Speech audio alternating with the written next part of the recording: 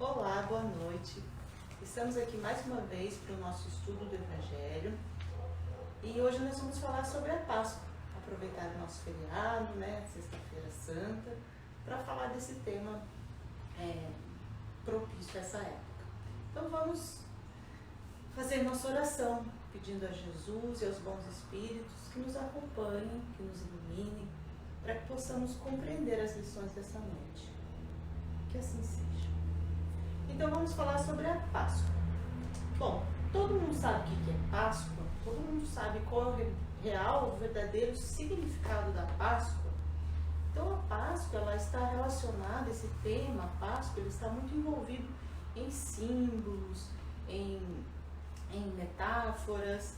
Então ele está envolvido na religiosidade, que é a nossa experiência com Deus, como esse nosso sentimento, essa nossa ligação com Deus. Então tudo isso é demonstrado através desses símbolos que vêm representados na Páscoa. Então existe muito valor, existe muita importância, muita significância dentro da Páscoa.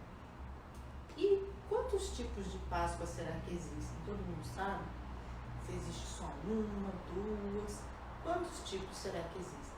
Então nós vamos focar o nosso estudo de hoje na Páscoa judaica, na Páscoa cristã, de como ela é comemorada nos dias de hoje e dentro da doutrina espírita, como é que nós espíritas comemoramos a Páscoa, né?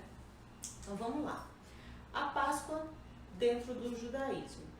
Então o judaísmo era a religião do povo hebreu.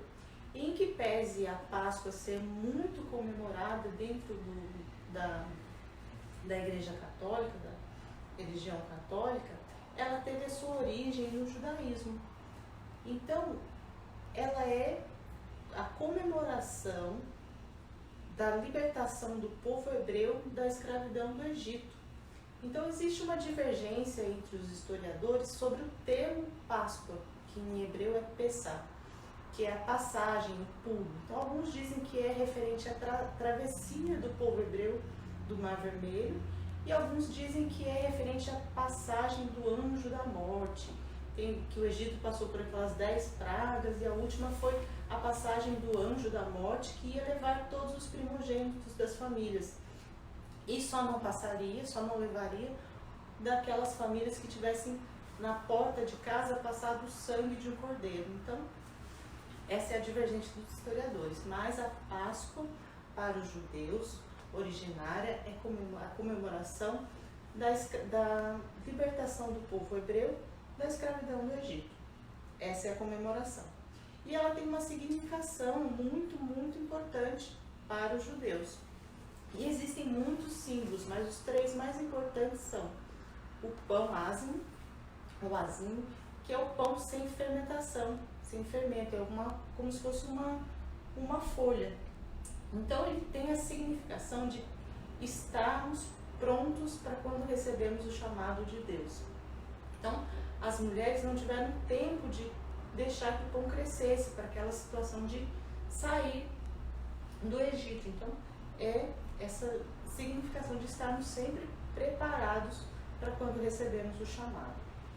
As ervas amargas, que são comidas junto com o pão, elas significam a amargura, o sofrimento todo por qual eles passaram durante a escravidão. Então, todo aquele sofrimento, aquela amargura mesmo dessa situação de escravos. E o símbolo mais importante, que é o cordeiro, que tem uma história até interessante. O cordeiro, ele representa uma experiência de dor. O cordeiro, ele ficava junto com a família, dentro de casa. Então, as crianças, os membros da família ficavam com ele uma semana antes. Então desenvolvia-se ali, criava-se laços de afetividade com o animalzinho. Então tratava-se, cuidava-se dele. E na sexta-feira de tardezinha o cordeiro era sacrificado. E comer a carne do cordeiro representa essa experiência de dor, de ter que passar pela perda de um ente querido. Então essa tradição desses símbolos, eles são trazidos, são passados até hoje, de geração para geração, para que os sucessores do povo hebreu lembre sempre de como foi essa experiência, de como foi importante a libertação do povo hebreu do Egito. Então, esses símbolos representam, trazem para esses sucessores essa lembrança, da importância que foi a libertação do povo hebreu. E até hoje essa comemoração perdura. Então essa aqui é uma foto de 2018, se eu não me engano, porque essa tradição ainda é válida. São 7 dias de comemoração para os judeus. E para os cristãos, como será essa Páscoa? Qual é a significação da Páscoa para os cristãos, para as doutrinas, para os segmentos religiosos que seguem o Cristo? Vamos lá. Então existe a Quaresma, né, que são 40 dias antes da Páscoa, que existe uma preparação, essa questão de jejum, de oração, para celebrar os tempos, a festividade da Páscoa. E começa então no domingo de Ramos, que é a entrada de Jesus em Jerusalém. Naquela época não se conhecia como Domingos de Ramos, mas o que aconteceu? Jesus entrou em Jerusalém montado numa burrica com o seu filhotinho, o seu jumentinho. Por quê? Para cumprir uma profecia que está no Antigo Testamento de Zacarias. Então Jesus, ele representava para o povo da época, para o povo daquela época, esperança. Ele era o Messias, ele era o rei que eles estavam esperando, que libertaria o povo ali do jugo dos romanos. Então, Jesus tem essa importância, ele significava a libertação, era o Messias que o povo estava esperando. Então ele entra em Jerusalém, é uma significação, uma representação já do início das celebrações da Páscoa. E Jesus estava indo para Jerusalém justamente para celebrar a Páscoa, ele estava na semana da comemoração. E depois teve a última ceia, que é muito famosa, que tem muitos símbolos, e dentro hoje da Igreja Católica, ela institui vários rituais, né, vários ritos na Igreja Católica. Então tem a divisão do pão, a divisão do vinho. E nós podemos citar que durante a última ceia, 2 fatos importantes. Que Jesus sabia que um dos apóstolos ia traí-lo, ele menciona isso, né, nos relatos dos evangelistas, e que Pedro o negaria 3 vezes. Então, e também o que acontece nessa última ceia? Lava pés.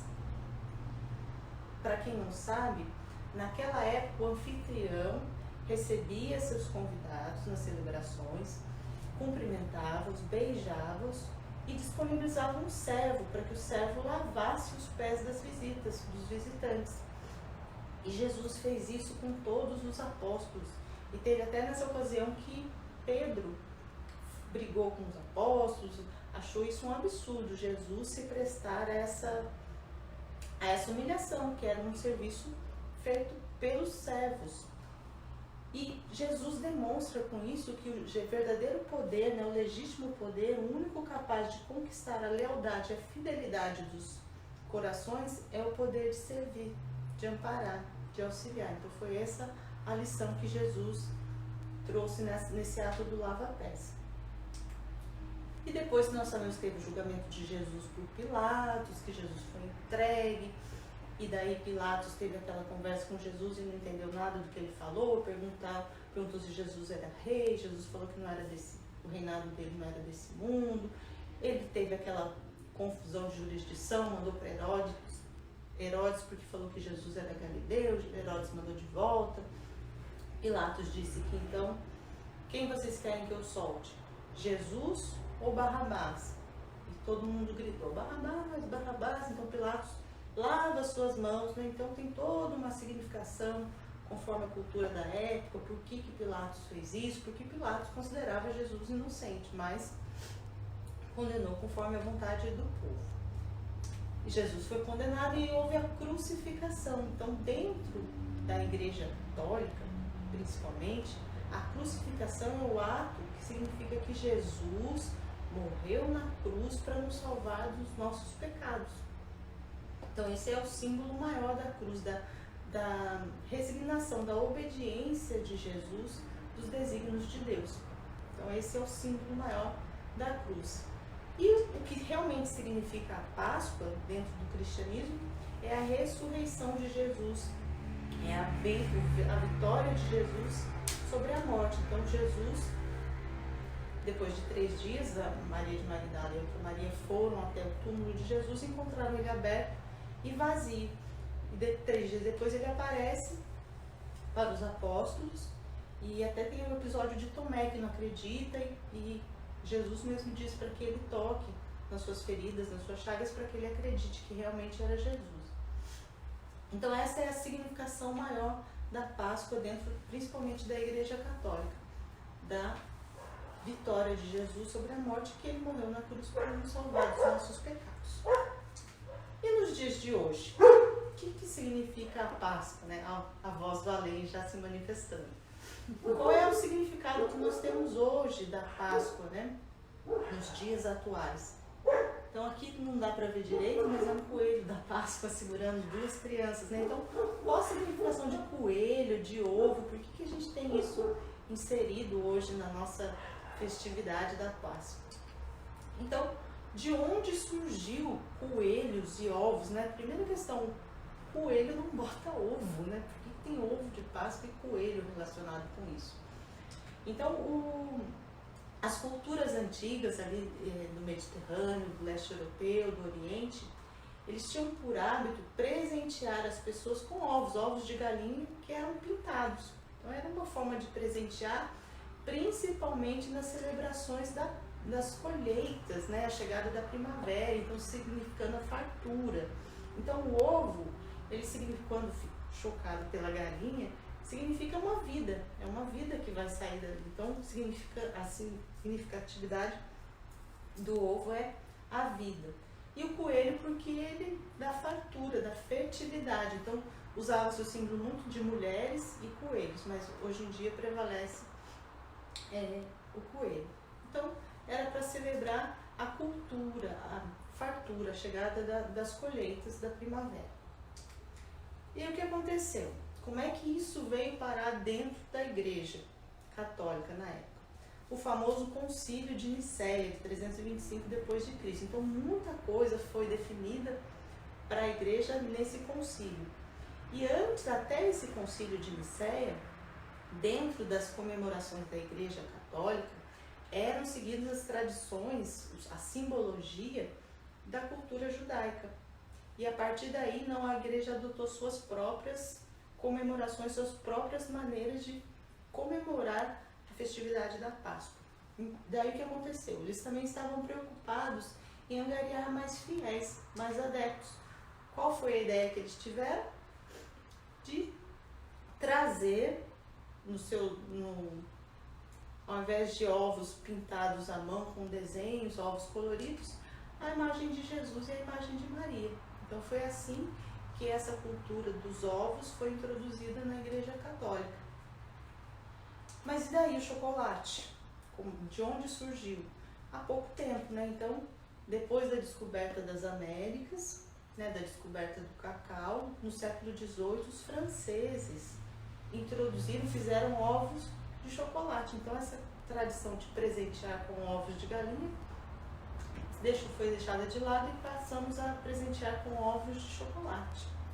E aí temos os nossos dias de hoje, ovos de todos os jeitos, chocolate amargo, chocolate belga, chocolate trufado, com brinquedo, sem brinquedo, muito gostosos, mas totalmente fora e longe do significado original da Páscoa. Se a gente pegar uma criança hoje, infelizmente, grande parte das crianças, se a gente perguntar o que é a Páscoa, elas não sabem dizer. Elas vão dizer que é ganhar ovo de Páscoa, vão dizer que é reunir no domingo para fazer churrasco, dizer que é comer bacalhau.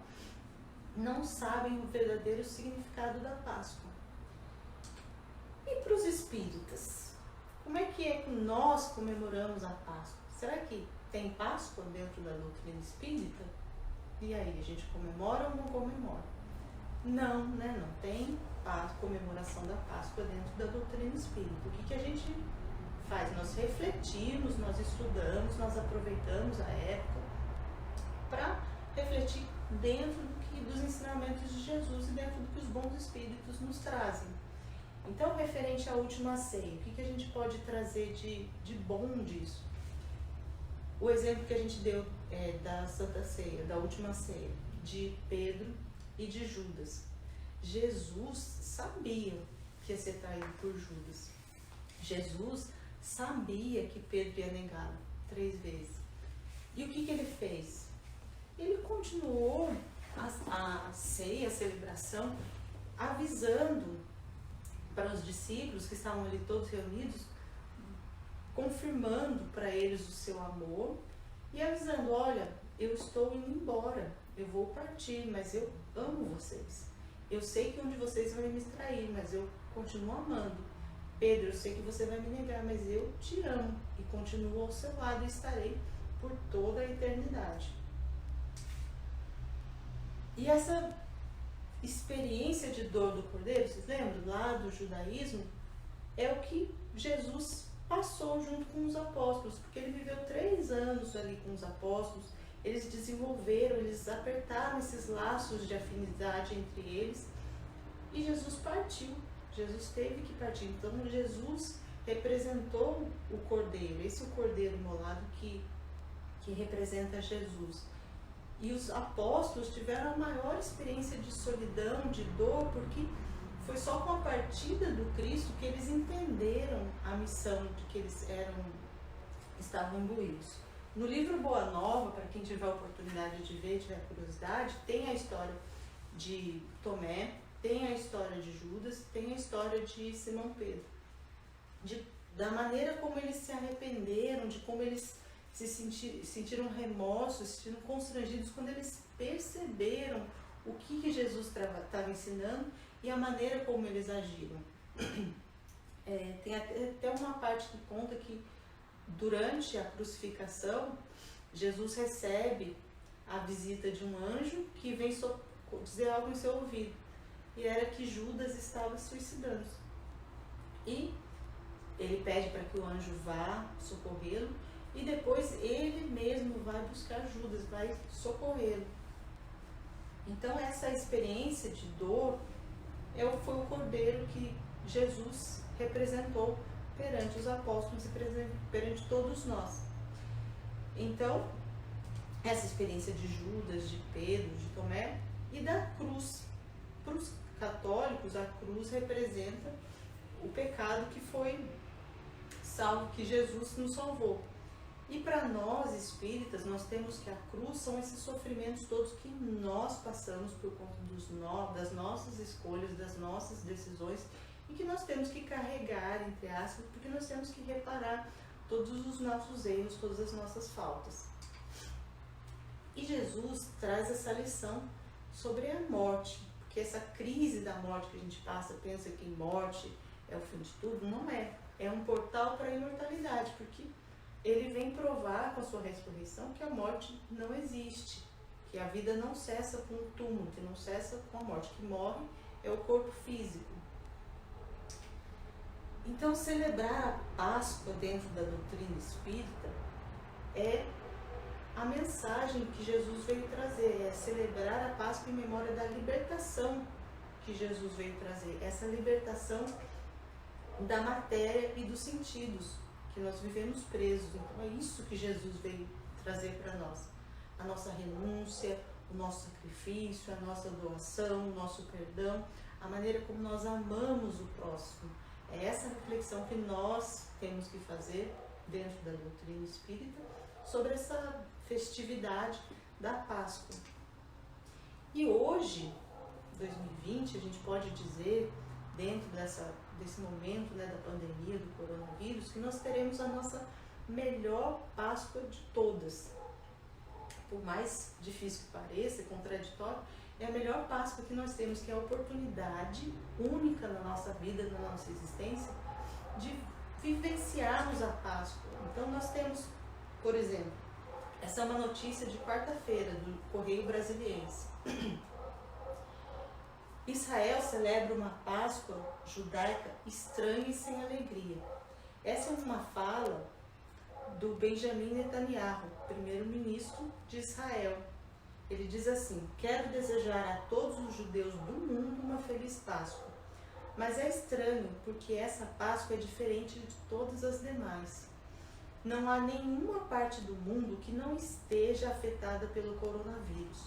E isso requer mudanças no nosso modo de viver e de celebrar festas tão antigas como a Páscoa. Então, olha só, o primeiro-ministro de Israel nos dias de hoje dizendo sobre a Páscoa e dizendo que nós temos que mudar o nosso modo de viver. Isso é um impulso que nós temos. E olha só que outra matéria interessante, isso aqui é de hoje de manhã, aqui da nossa região mesmo. Pela primeira vez na história, a Basílica de Aparecida celebra a Sexta-feira Santa sem a presença de fiéis. A igreja está, não sei se dá para ver direito, mas está no jornal, na vanguarda. A Basílica de Aparecida está vazia. A celebração foi toda transmitida via internet, como nós estamos fazendo nosso estudo hoje. Então, uma mudança muito grande. E outra notícia de hoje também, hoje à tarde, essa loja de departamentos no centro de Belo Horizonte foi fechada pela Guarda Municipal, porque estava causando tumulto e aglomeração de pessoas. E sabe por que as pessoas estavam lá? Porque elas estavam aproveitando a promoção de ovos de Páscoa.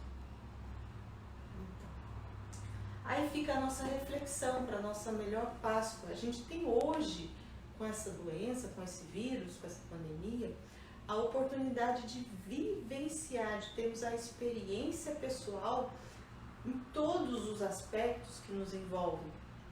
Nosso aspecto material. Então as pessoas estão com medo de perder emprego, medo de ficar sem dinheiro, o país, o mundo está passando, tem o risco de passar por uma recessão econômica muito, muito grande. Então o nosso medo, essa insegurança que causa a falta dos bens materiais que nos envolvem é muito grande. Então nós temos que refletir qual a importância real disso, como é que o mundo inteiro vai se ajudar perante essa situação. Então, o quanto o materialismo vai nos afetar agora. E a nossa parte com o próximo? Como é que fica a nossa indiferença, que até hoje era comum, mas agora não cabe mais a indiferença. Se, por exemplo, a classe médica for indiferente aos seus pacientes, todo mundo vai morrer se eles resolverem cruzar os braços. Se nós que temos condições não ajudarmos o próximo, tem muita gente que vai ficar sem comida, corre o risco de morrer de fome. Então, nós temos que pensar no próximo. Não cabe mais a gente viver isolado numa bolha, pensando só em nós mesmos e na nossa família. A gente tem que sair da esfera do egoísmo e pensar no próximo. Então, a nossa indiferença tem que acabar, não tem mais espaço para ela. E os meus sentimentos, as minhas saudades, como é que eu faço agora se eu estou isolado em casa, longe, eu não posso abraçar meu pai, minha mãe, eu não posso, às vezes, tenho que ficar longe do meu marido, dos meus filhos. Como é que fica essa saudade? Como é que fica o meu amor por eles? Porque eu não posso externar, eu não posso mostrar para eles, porque eu não estou perto, não posso. Como que fica isso dentro de mim? Essa questão de isolamento, de tudo que me faz bem, ou que eu achava que fazia bem, que eu reclamava, por exemplo. Muitas pessoas reclamam de ter que trabalhar.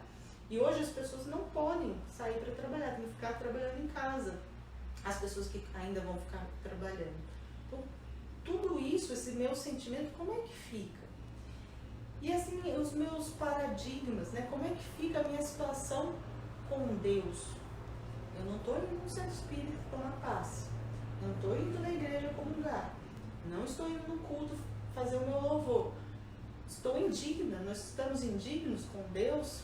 Como é que fica a nossa relação com Deus hoje? Então isso vai trazer sim uma reflexão, uma mudança. E é a oportunidade perfeita. A Páscoa, que significa essa passagem, que significa essa mudança, que significa essa libertação, é a oportunidade que nós temos hoje de refletir sobre tudo isso que nós somos e mudarmos, mas mudarmos de forma consciente, conforme o que nos ensinou Jesus. Então isso é um marco, é uma oportunidade de ouro, de fazermos um novo êxodo, uma nova mudança, saindo desse deserto que é o nosso interior, a nossa vida fechada, para uma vida plena, que é o que Jesus veio nos trazer. Então a mensagem de Jesus, ela é libertadora, porque ela traz o conceito de amor incondicional, o amor que simplesmente ama, esse amor que liberta de conceitos, liberta de pessoas, liberta de tudo que não é correto, que não é certo. Então essa é a Páscoa que nós temos que celebrar, do espírito imortal, da vida, do amor. É isso que nós temos que pensar. Então, esse é o estudo de hoje, a mensagem para a gente pensar, para a gente refletir sobre a Páscoa, sobre a significação de todos esses símbolos que existem por aí, que valor, qual a importância que nós damos para todos eles. E fica a frase de Jesus. Essa frase foi dita para Maria de Madalena quando ele apareceu no terceiro dia. E eis que estou convosco todos os dias, até a consumação da era, até a consumação dos tempos. Então fiquemos em paz, fiquemos com Jesus e feliz Páscoa para todos nós.